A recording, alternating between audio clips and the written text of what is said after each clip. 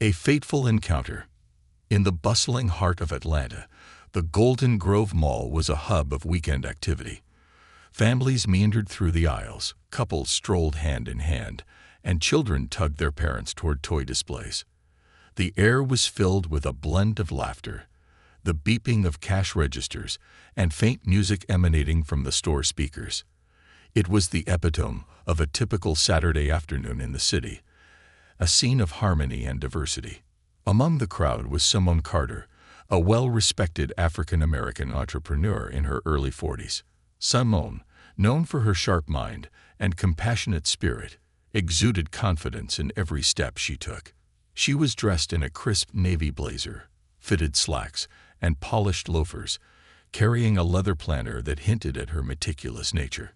Today was supposed to be a simple day. Grab a birthday gift for her niece, enjoy a coffee, and head home to prepare for an evening gala where she was slated to speak.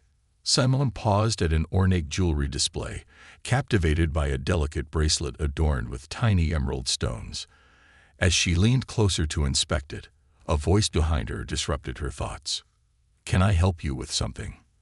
The tone was sharp, almost confrontational.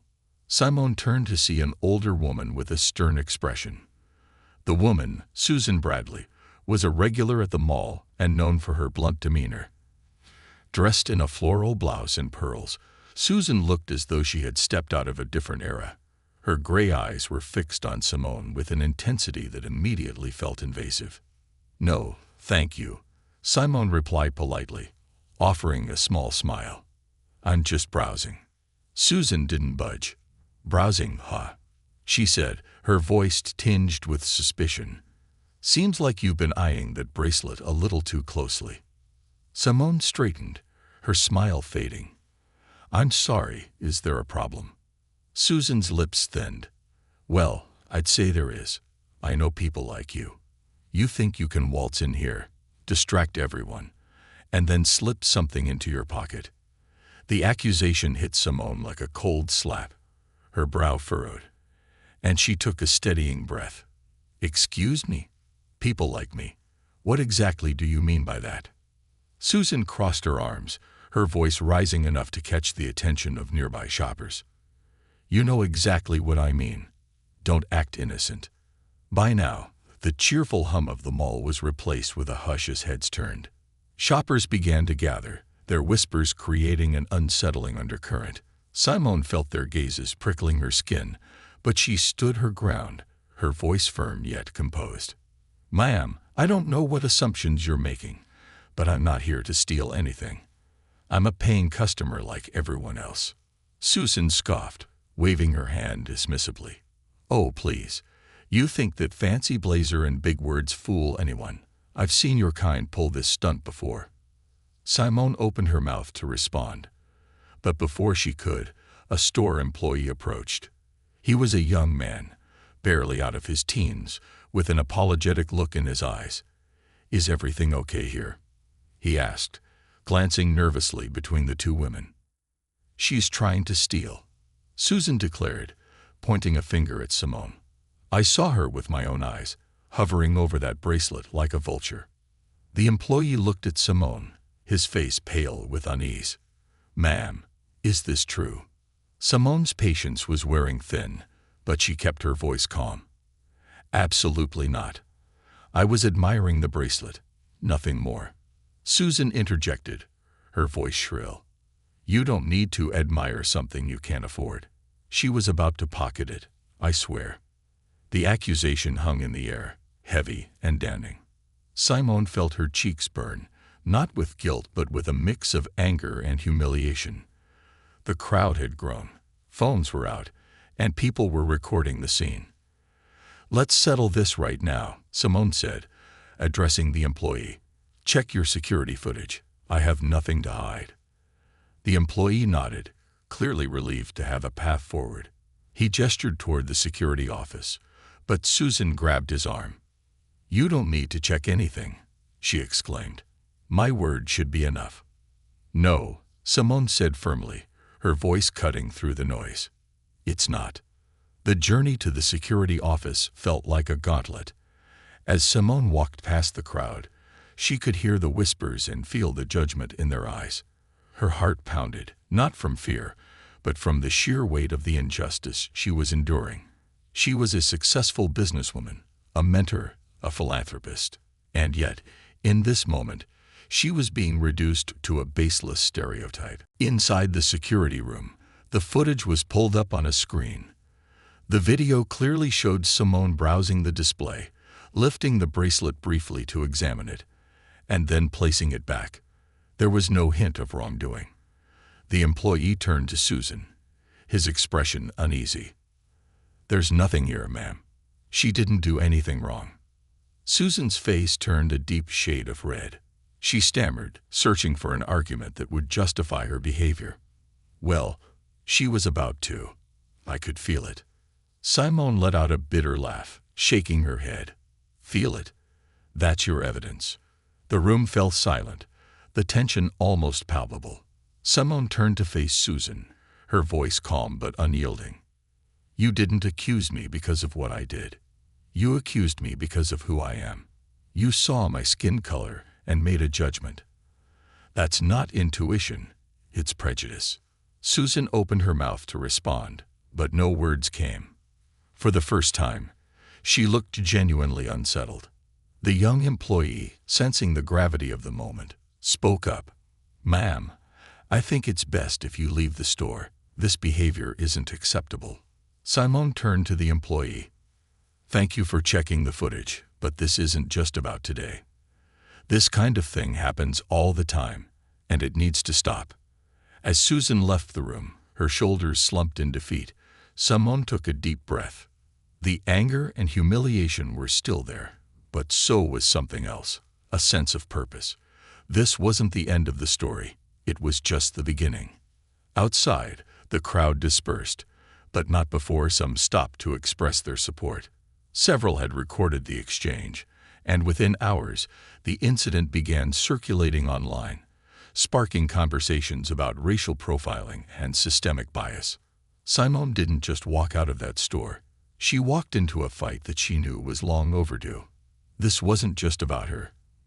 It was about everyone who had ever been unfairly judged or treated with suspicion because of the color of their skin. As she drove home, Simone's phone buzzed with notifications. The incident was already gaining traction on social media, and her inbox was filling with messages of solidarity. She knew then that she couldn't let this moment pass without action. This was a call to arms, and Simone Carter was ready to answer it. The aftermath and the spark of change. The drive home from Golden Grove Mall was far from peaceful for Simone Carter. Her hands gripped the steering wheel tightly, her mind replaying the humiliating encounter over and over. The weight of the accusation still pressed heavily on her chest. It wasn't the first time she'd experienced prejudice, but this time, the public nature of it had stung in a way she couldn't shake.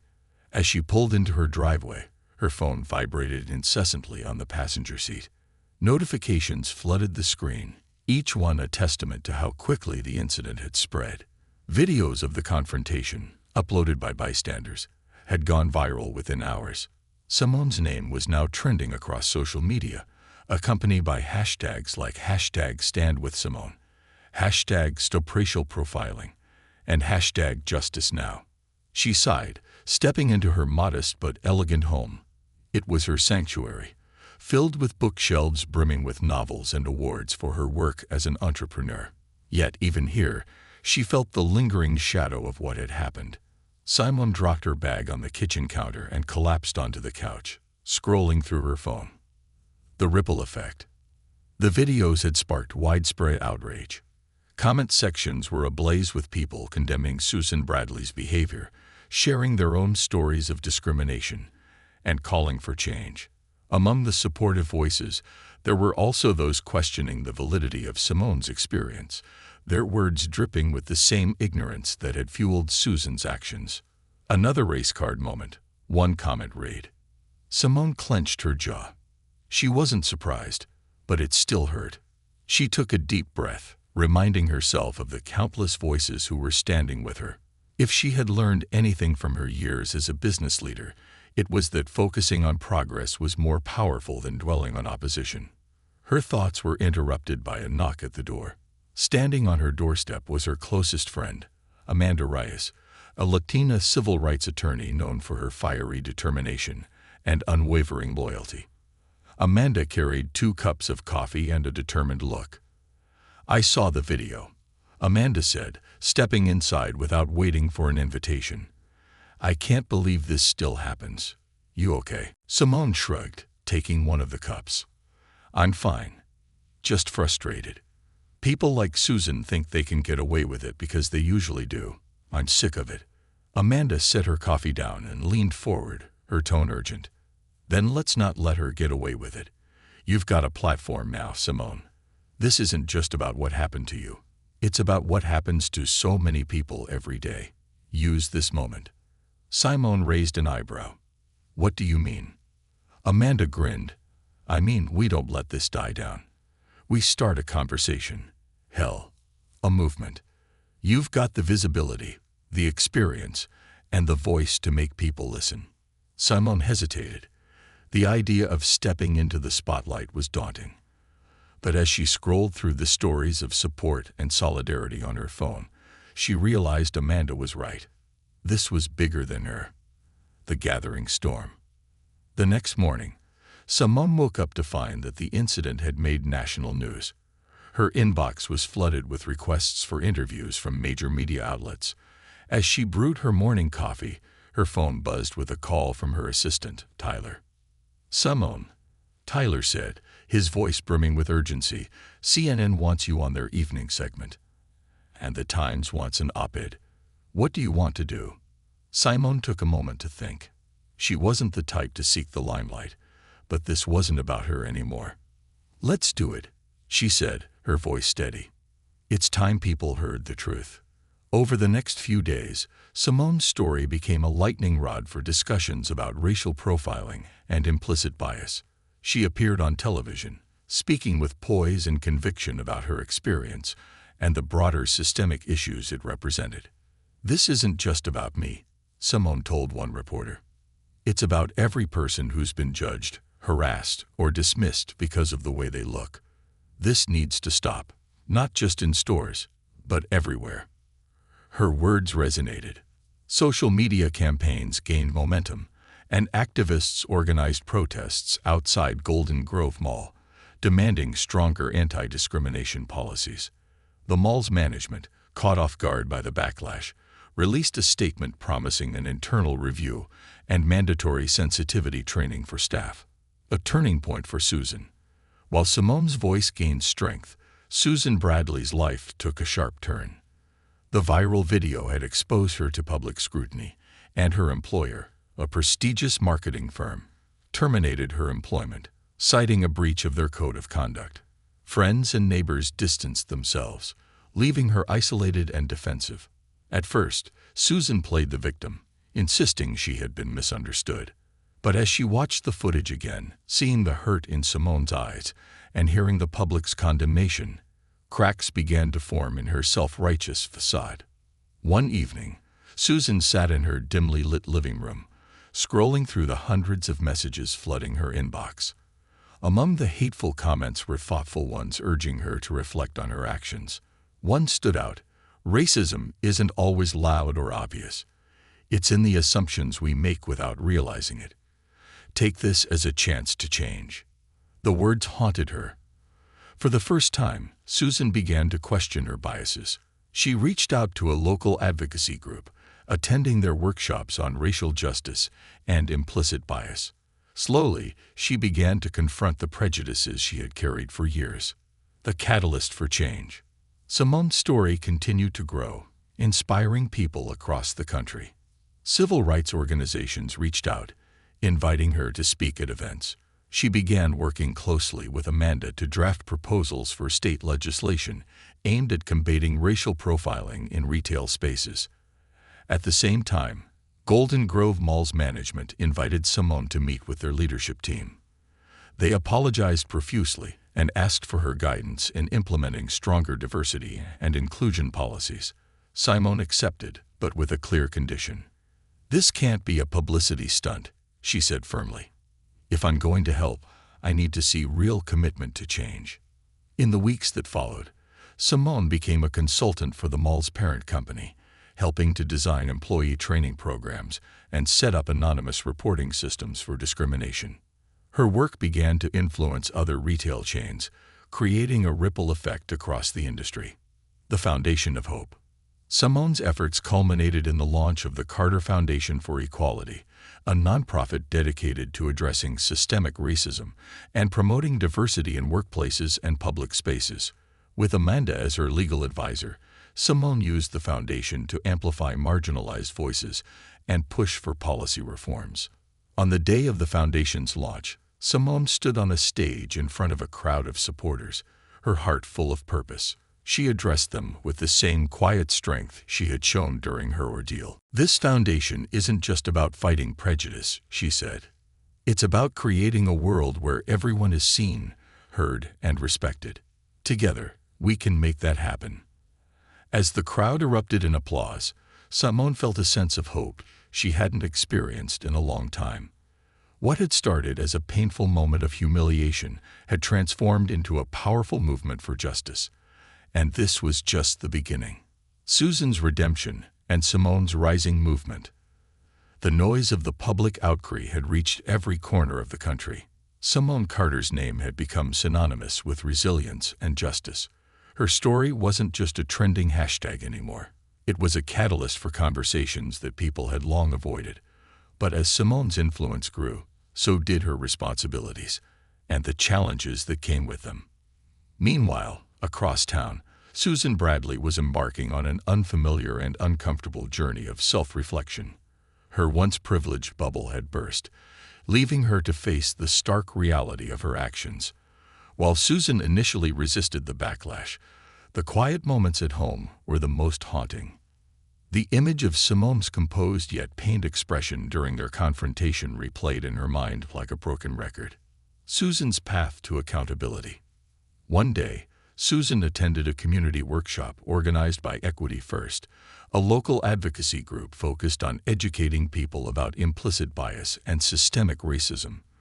The room was a mix of faces, diverse in age, race, and experience. Some attendees were there to support the cause, while others, like Susan, were there to learn from their mistakes. The session began with a powerful exercise. Each participant was handed a card with a single sentence. Describe a moment when you judged someone unfairly. Susan stared at the card, her hands trembling. For the first time, she admitted to herself what she had done to Simone. When her turn came to speak, Susan's voice wavered. "I accused someone of stealing," she began, her eyes fixed on the floor. "Not because of what they did, but because of what I assumed about them. I didn't even realize how much harm I was causing until it was too late." The room was silent, save for the soft scribble of pens as others took notes. The facilitator, a kind but firm woman named Leela, nodded. "The first step to unlearning bias is acknowledging it," she said. "The next step is committing to change." After the session, Susan approached Lila. "I want to do more," she said. "I can't undo what I've done, but I want to help others avoid making the same mistake." Leela smiled. "It's a long road, but the fact that you're willing to walk it is a start." Susan began volunteering with Equity First, helping to organize workshops and sharing her story as a cautionary tale. Though she still faced criticism from the public, she focused on doing the work necessary to rebuild herself into a better person. The Carter Foundation gains momentum. As Susan was quietly working on her redemption, Simone Carter was becoming a beacon of hope for others. The Carter Foundation for Equality had quickly gained traction, attracting donations, partnerships, and an ever-growing network of supporters. Simone's days were a whirlwind of meetings, speeches, and planning sessions, but she felt a renewed sense of purpose. One of the Foundation's first major initiatives was the Retail Equity Campaign. The goal was to push for policy changes in retail environments, requiring stores to adopt anti-discrimination training, implement anonymous reporting systems, and publicly commit to diversity and inclusion. Simone's team included legal experts, activists, and community leaders, all working tirelessly to bring the campaign to life. Amanda Rice, Simone's closest ally, was instrumental in drafting proposals for state and federal legislation. Together, they met with lawmakers, retail executives, and civil rights organizations to build a coalition of support. A surprise meeting. One afternoon, Simone was in her office reviewing a proposal when Tyler, her assistant, walked in with a hesitant expression.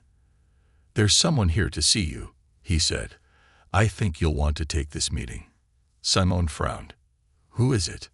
Tyler shifted uncomfortably. "It's Susan Bradley." Simone's breath caught. She hadn't thought much about Susan since the incident at the mall, choosing instead to focus on the broader fight. Part of her wanted to refuse the meeting, but her curiosity won out. "Send her in," Simone said, her voice steady. Susan entered the office cautiously, clutching a small envelope in her hands. She looked different, tired but humble, as though she had shed the air of self-righteousness she once carried. "Thank you for seeing me," Susan began, her voice soft.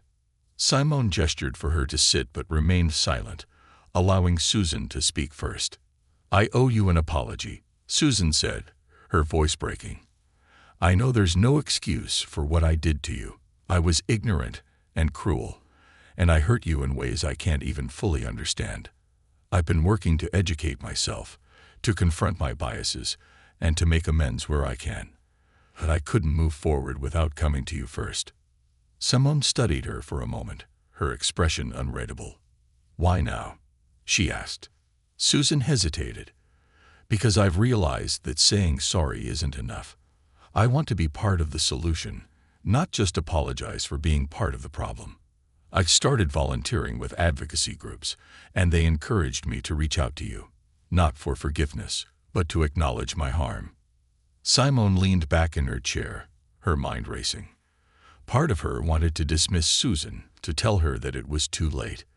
But another part of her, the part that believed in growth and redemption, recognized the sincerity in Susan's words. "I appreciate your apology," Simone said finally. "And I hope you're genuine about the work you're doing. But this isn't just about us. If you're serious about making a difference, you need to use your voice to reach others who share your biases." Susan nodded. "I will. I promise." As Susan left the office, Simone felt a mix of emotions. Forgiveness wasn't easy, but she knew that holding on to anger wouldn't serve her mission.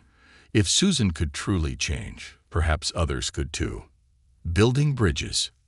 In the months that followed, Susan joined the Carter Foundation's efforts, becoming an advocate for change within her own community. Though some viewed her involvement with skepticism, her willingness to share her story as a cautionary tale began to resonate. Simone, meanwhile, continued to expand the foundation's reach. She organized town hall meetings where people shared their experiences and brainstormed solutions. She collaborated with corporations to implement diversity initiatives and launched scholarships for marginalized youth aspiring to careers in business and law. The foundation's impact was undeniable. Retail chains across the country began adopting the policies Simone had championed, and lawmakers introduced bills aimed at curbing racial profiling. Simone's vision of a more equitable future was slowly becoming a reality. A new chapter. On the anniversary of the incident at Golden Grove Mall, Simone stood before a crowd of thousands at a rally in downtown Atlanta. The event, called Equity Day, was a celebration of progress and a reminder of the work still to be done. As Simone took the stage, she looked out at the sea of faces, diverse, determined, and united. Among them, she spotted Susan, standing alongside Amanda and other members of the foundation. It was a moment that encapsulated everything Simone had fought for: accountability, growth, and the power of collective action. "Change isn't easy," Simone began, her voice strong and clear. "It's uncomfortable. It's messy. But it's necessary. Together, we've proven that one moment of injustice can spark a movement. And this is just the beginning." The crowd erupted into applause, their cheers echoing through the city streets. For Simone, it was a moment of triumph, not for herself, but for the future she was helping to build. A movement solidified, The energy from the Equity Day rally lingered long after the crowd dispersed. The event had been a resounding success, drawing attention not only to Simone Carter's personal story, but also to the larger movement her journey had inspired. News outlets ran glowing features about the rally, and social media was ablaze with videos of Simone's powerful speech. But Simone knew the work was far from over. Change didn't happen in a day, and the momentum they'd built needed to be sustained. The Carter Foundation had grown exponentially, and with its growth came new challenges. Resources needed to be allocated carefully, partnerships maintained, and the ever-present scrutiny from detractors navigated with care. Simone sat in her office late into the evening, surrounded by documents detailing upcoming initiatives. Her assistant, Tyler, peeked in, holding a cup of coffee. "You're still at it?" he asked with a smile. Simone looked up, chuckling. "There's always more to do, Tyler. The rally was great, but it's just the beginning." Tyler handed her the coffee. "Well, here's a little fuel for the fight." Simone smiled, taking the cup. "Thanks, Tyler. I'll need it." The corporate resistance.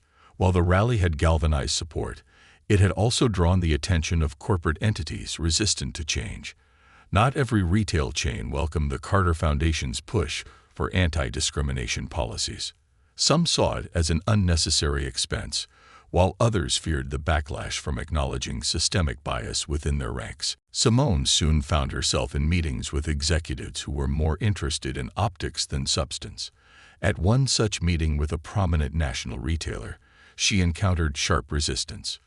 "We understand the importance of diversity," the CEO, a middle-aged man with a polished demeanor, said, "but mandatory training and reporting systems are a significant financial burden.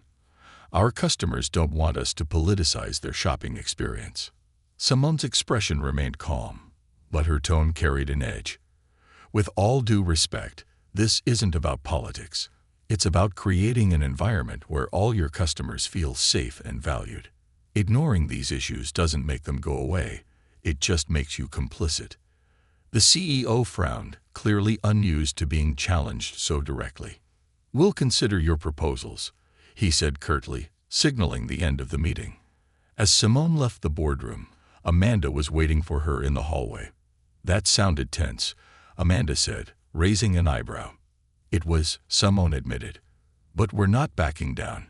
If they won't act willingly, we'll make sure the public knows where they stand." Amanda grinned. "Now that's the Simone I know. A surprising ally." The next morning, Simone received an unexpected call. On the other end was Marcus Fields, the COO of a major retail chain that had been publicly silent on issues of discrimination. Marcus was a black man in his 50s, known for his low profile but impressive influence in the business world. "I've been watching what you're doing, Simone," Marcus said. "It's bold, and it's necessary. I want to help." Simone's curiosity was piqued. "How exactly?" "Our company hasn't been as vocal as it should be," Marcus admitted. "But I've been pushing for change internally. If you're open to it, I'd like to bring you in as a consultant. Help us not just implement your policies, but become a leader in this space." Simone hesitated. She'd faced resistance from corporations before, and the idea of partnering with one carried risks. But Marcus's sincerity was clear, and the opportunity to set an example was too valuable to pass up. "I'll do it," Simone said, "but on one condition: no half measures. If we're doing this, we're doing it right." "Agreed," Marcus replied. "Let's make it happen." The face of the movement. As Simone worked with Marcus to overhaul his company's policies, she became the face of a growing movement. Media outlets frequently sought her out for interviews, and her story was featured in a widely shared documentary titled The Price of Assumption.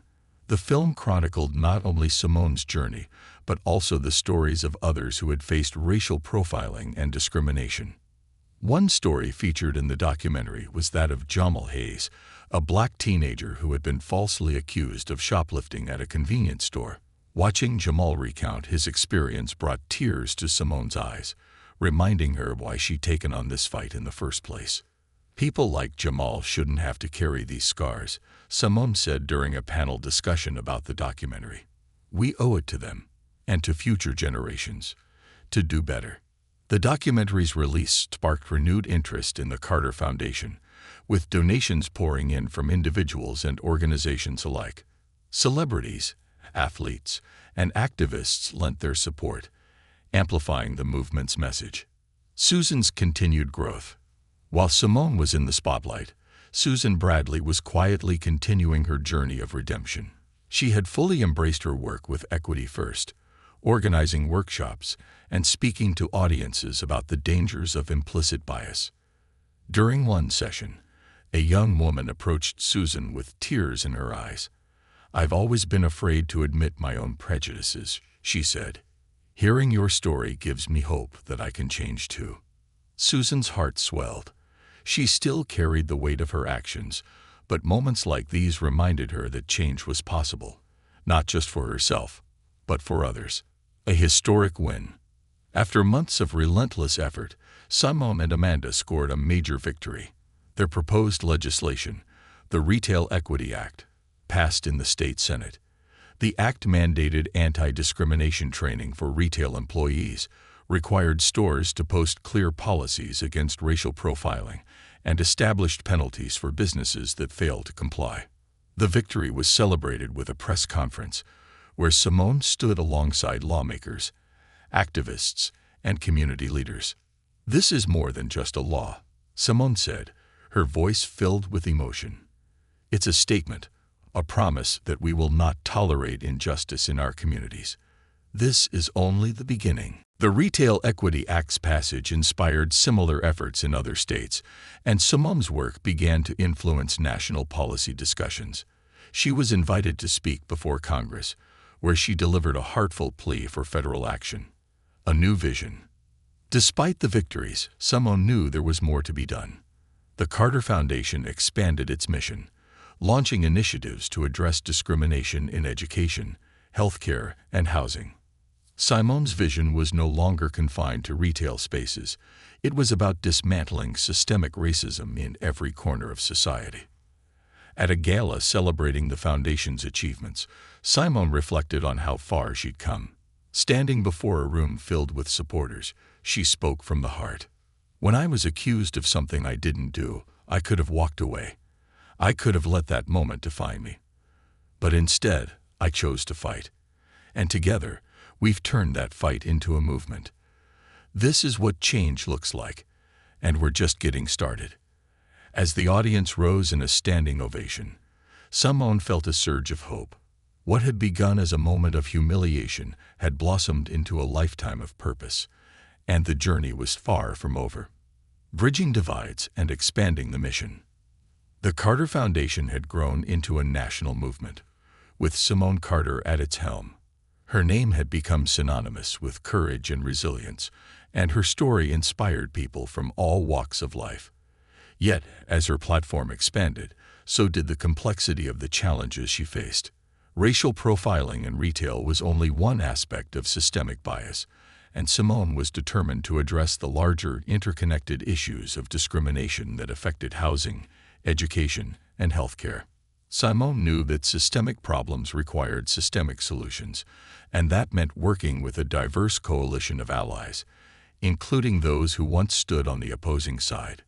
Susan's pivotal role. Susan Bradley had become one of the Carter Foundation's most vocal advocates for change. Her transformation from an accuser to an ally had not been easy. It involved countless hours of self-reflection, education, and facing the public's skepticism head-on. But Susan was determined to use her platform to educate others, particularly those who, like her, had been unaware of their implicit biases. One afternoon, Susan met with Simone in her office. The once tense dynamic between them had softened over months of collaboration. Susan now carried herself with a humility that Simone respected. "I've been thinking," Susan began, clutching a notebook filled with ideas. "We've focused so much on educating individuals, but I think we need to do more to reach businesses directly. The corporate world is where a lot of these biases get institutionalized." Simone nodded thoughtfully. "You're right. Policies can only go so far if the people at the top aren't committed to change. What do you have in mind? Susan flipped through her notes. A corporate partnership initiative. We could offer tailored workshops for executives and managers, focusing on how to recognize and dismantle biases in hiring, promotions, and customer interactions. Simone smiled. I like it. Let's pilot it with a few companies and see how it goes. A bold partnership. One of the first companies to participate in the corporate partnership initiative was Belmont Financial, a prestigious investment firm with a reputation for exclusivity. The CEO, Angela Martinez, had reached out to Simone after attending the Equity Day rally. We want to be part of the solution, Angela had said. But I'll be honest, we don't know where to start. The workshops, led by Simone, Susan, and a team of experts, were intense and unflinching. Participants were asked to confront their own biases and examine how their decisions impacted marginalized communities. At first, there was resistance. Some executives dismissed the exercises as unnecessary or overblown. But as the sessions progressed, the room's atmosphere shifted. One executive, a middle-aged white man named James, shared a story during a group discussion. I never thought of myself as biased, he admitted. But there was this one candidate I interviewed, a young black woman, and I remember thinking she didn't fit our culture. I didn't even realize how much of that was based on stereotypes until now. Susan, who had once been in James's position, spoke up. Acknowledging it is the first step. The next is making sure your decisions moving forward reflect what you've learned. By the end of the workshop series, Belmont Financial had committed to a full review of its hiring practices and pledged to increase diversity in leadership roles.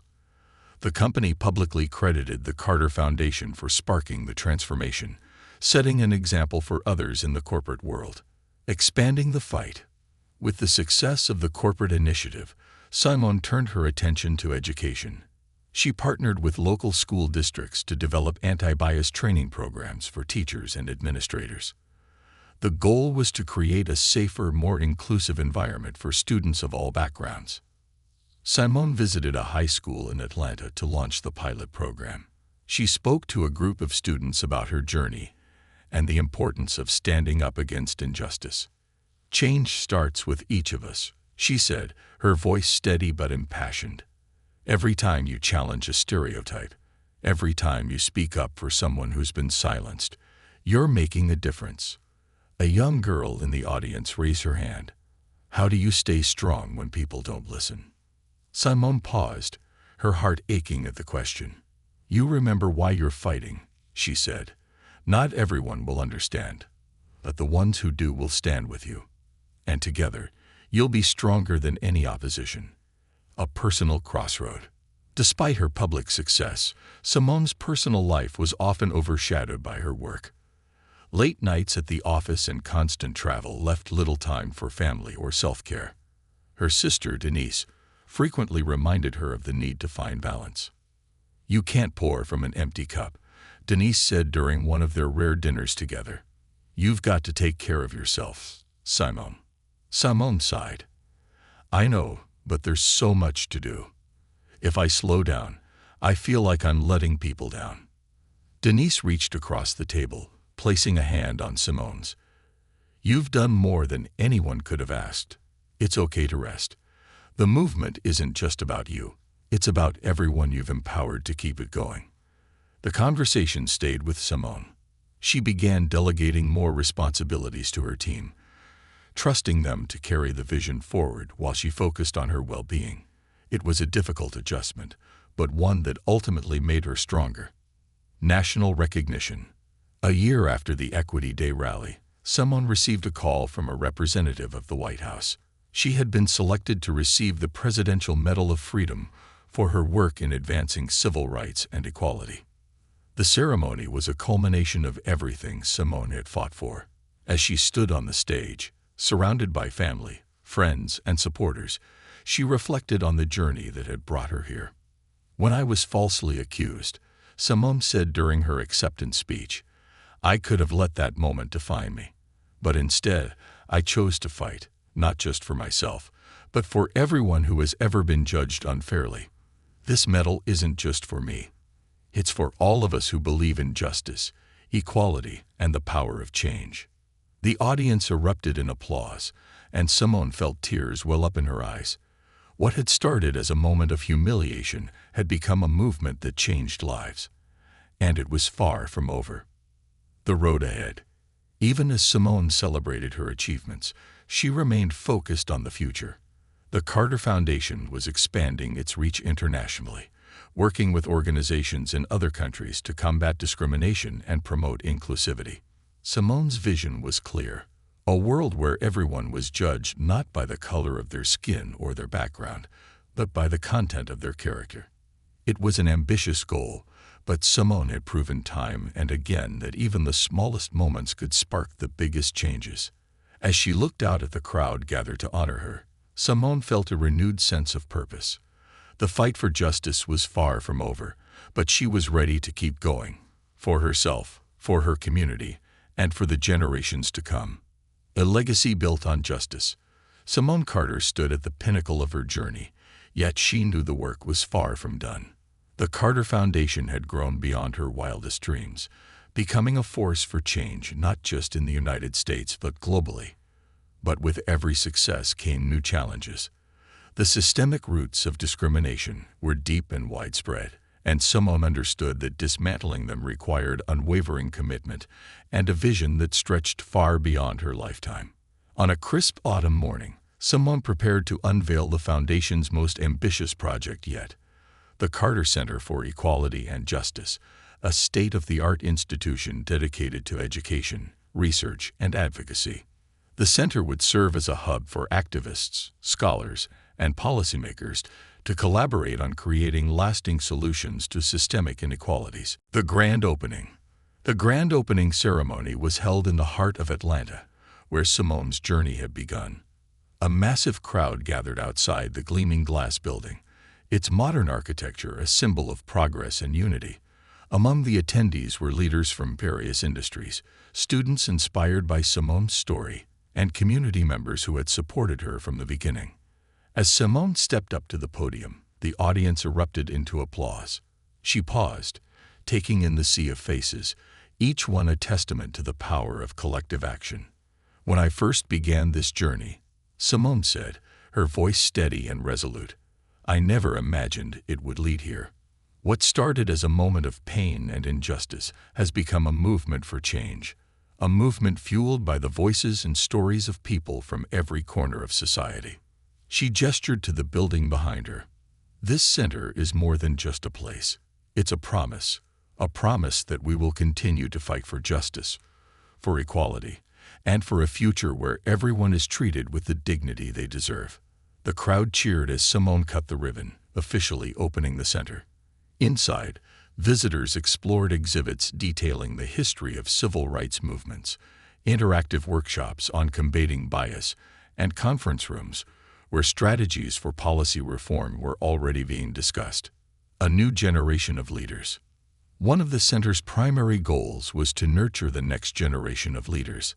Simone believed that empowering young people to take the reins was crucial to sustaining the movement.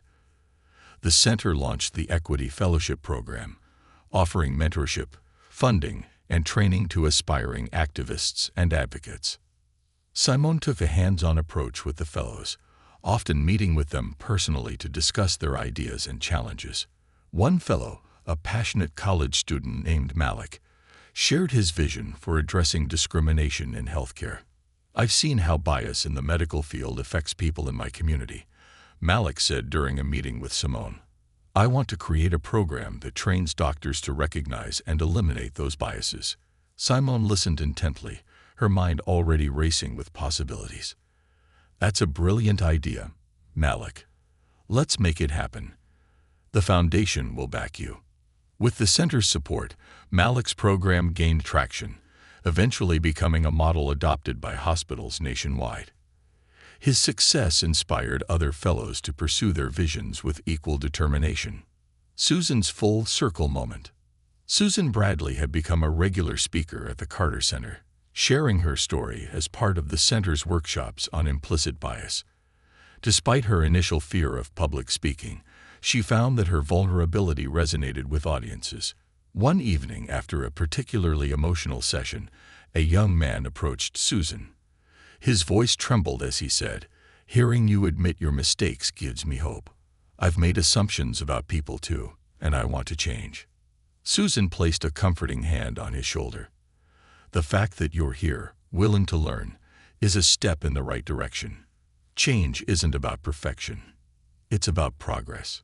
For Susan, the workshops were more than a way to educate others.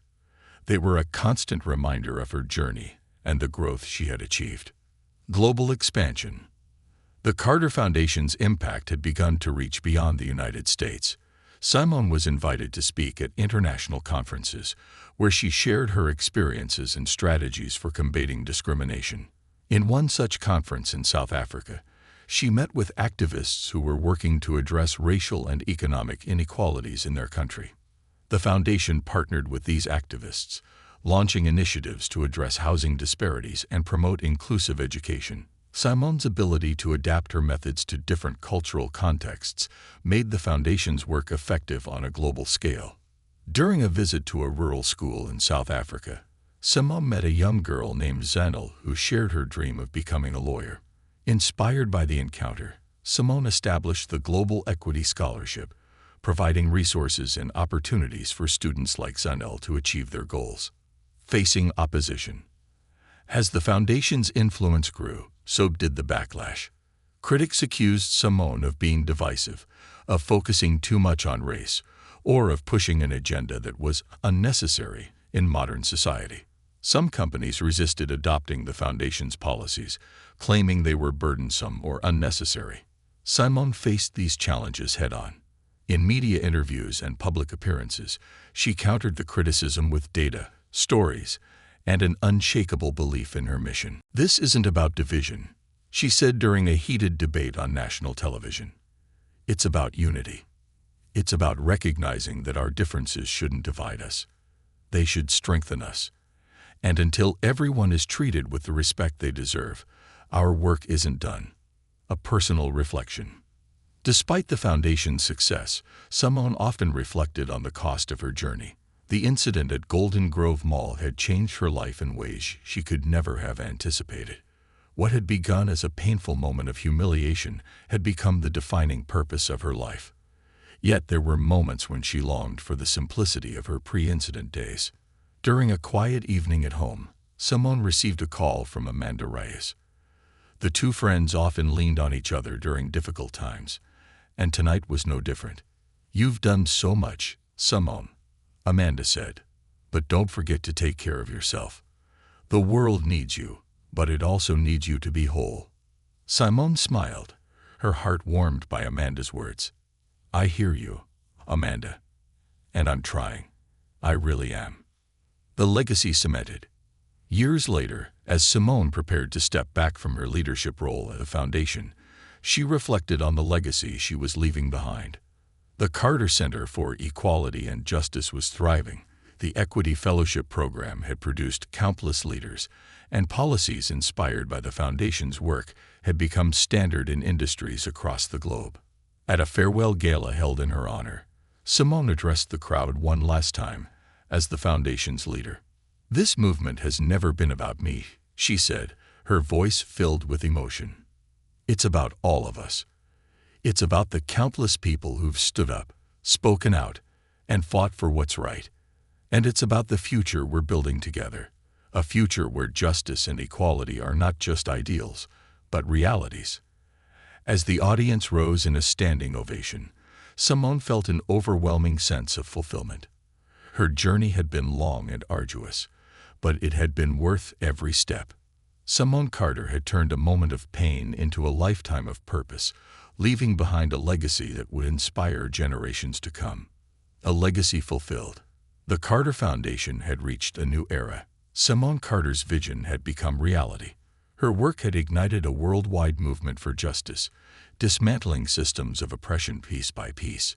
Yet, as her tenure came to an end, she found herself reflecting not just on the journey, but on the profound impact it had on her own life and those around her.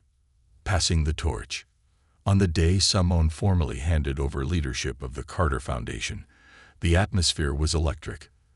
The board had selected Malik Robinson, one of the Equity Fellows, to be the new director. His meteoric rise from a passionate student to a leader of social change was a testament to the success of Simone's mentorship and the programs she had nurtured. As she stood on the stage with Malik, Simone spoke to the audience of supporters, activists, and leaders who had become her extended family over the years. Movements are not built on the shoulders of one person, she began, her voice steady but emotional. They are carried by the hearts and hands of many. Today, I step back not to rest, but to make space for new voices, new ideas, and new leaders. Malik represents the future of this movement, and I have no doubt he will lead us to even greater heights. Malik took the microphone, his voice strong and confident. Simone Carter didn't just teach me how to fight for justice. She showed me what it means to live for it. I promised to honor her legacy by continuing the work she began. The crowd erupted in applause, and Simone felt an overwhelming sense of peace. She had built something that would outlast her, something that would continue to grow and evolve under the guidance of passionate and capable hands. A quiet reflection. The weeks after stepping down were an adjustment for Simone. For the first time in years, her calendar wasn't packed with meetings, speeches, or media appearances. She spent her mornings walking through her favorite park, journaling, and reconnecting with friends and family. One evening, while organizing old documents, Simone stumbled upon the video of the incident at Golden Grove Mall, the moment that had changed everything. She hesitated, then pressed play. Watching herself remain composed in the face of blatant prejudice, she felt a surge of pride. That moment, though painful, had been the seed from which her purpose had grown. Her phone buzzed, interrupting her thoughts. It was a message from Susan Bradley. "Simone, I just wanted to thank you again for giving me a second chance. Your forgiveness and leadership changed my life. I hope you know how much you mean to so many of us." Simone smiled, tears welling in her eyes. The journey had been about more than fighting injustice. It had been about transformation, both hers and others. A reunion of purpose. A year later, Simone returned to the Carter Center for a special event, celebrating the Foundation's 10-year anniversary. The building buzzed with energy as people shared stories of progress and triumph.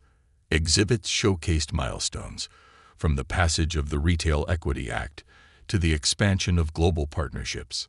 As Simone walked through the hallways, she saw familiar faces, activists she had mentored, employees who had been with her from the start, and fellows like Malik who had carried the torch forward.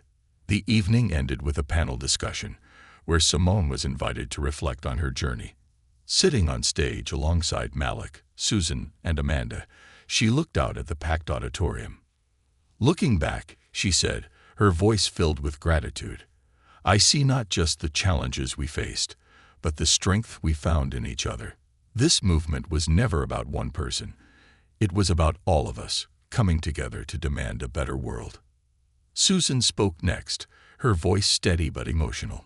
"Simone taught me that redemption is possible, but it requires action. I'll never forget the grace she showed me, even when I didn't deserve it. That grace inspired me to change, and I'll spend the rest of my life paying it forward." Malik chimed in, his voice filled with admiration. Simone's greatest gift to us wasn't just her leadership, it was her belief in the power of community. She showed us that real change happens when we lift each other up. The crowd rose in a standing ovation, their applause echoing through the hall. Simone felt a deep sense of fulfillment, knowing that the seeds she had planted were flourishing, a legacy secured. In the years that followed, the Carter Foundation continued to grow, influencing policy, empowering marginalized communities, and inspiring activists worldwide. Simone remained an advisor and mentor, offering her wisdom when needed but allowing new leaders to chart their own paths. Her story became a symbol of resilience and hope, taught in schools and celebrated in documentaries. The lessons she had learned, that change requires both courage and compassion, became guiding principles for countless others. Simone Carter's name would forever be linked to justice, equality, and the belief that one moment, no matter how painful, can spark a movement that changes the world. And as she walked into the next chapter of her life, Simone knew that her legacy wasn't just in the foundation she built, but in the countless lives she had touched along the way.